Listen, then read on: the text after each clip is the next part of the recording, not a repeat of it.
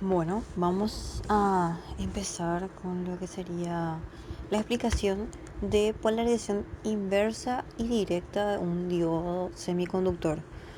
Los diodos, como ya pudieron ver en la presentación anterior, son dispositivos que conducen en un sentido y en el otro bloquean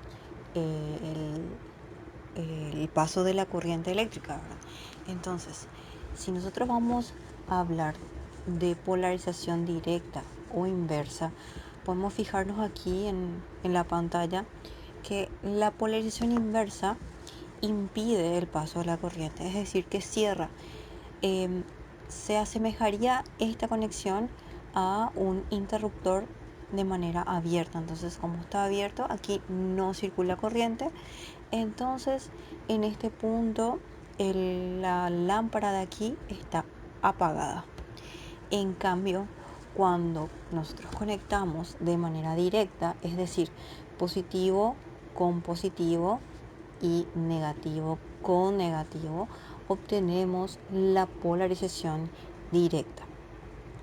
Cuando tenemos polarización directa, la corriente es capaz de circular a través de este pequeño circuito aquí y la lámpara se enciende. Entonces ustedes pueden ver aquí a través de estos puntos negros lo que sería la circulación de la corriente.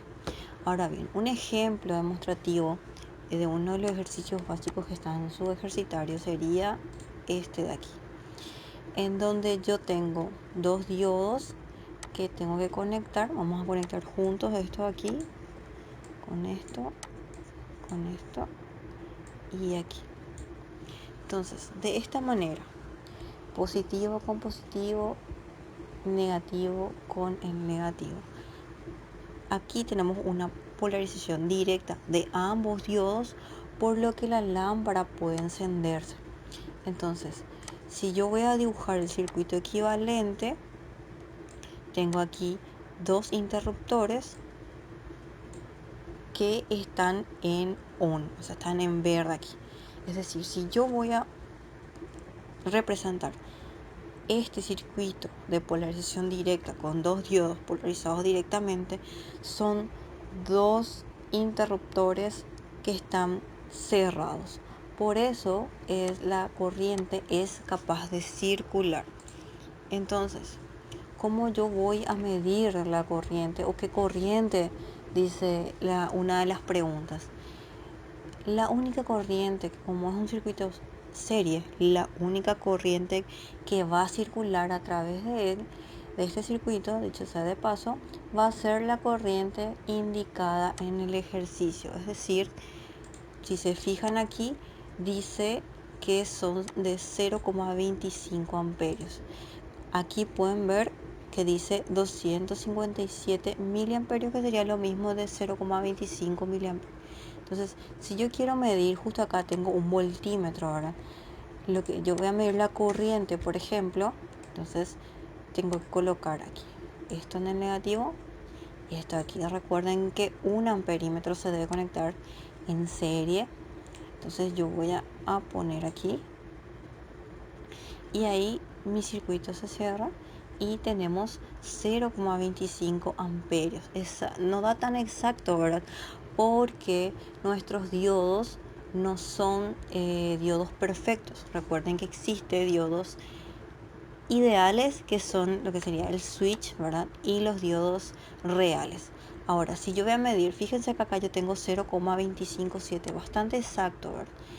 Si yo mudo esto aquí, que sería ya con los diodos, ¿verdad? Los diodos reales, voy a tener 0,229. No es tan exacto porque ya tenemos el comportamiento de un diodo real. Entonces, un diodo real es aquel que consume un poquitito de tensión, y un diodo ideal sería el que se comporta como un interruptor. Entonces, básicamente es eso a lo que se refiere este primer ejercicio. Dice: identifica el estado de los diodos y de la bombilla. Entonces, en este caso, ambos diodos están encendidos y la bombilla está encendida. Entonces, la respuesta sería: el diodo 1 y el diodo 2 conducen, por lo que la bombilla está encendida. Luego dibujar el circuito equivalente, que sería este circuito, la fuente con 2 interruptores más la bombilla. Vamos a volver a conectar de vuelta para que se prenda. Entonces este sería el circuito equivalente.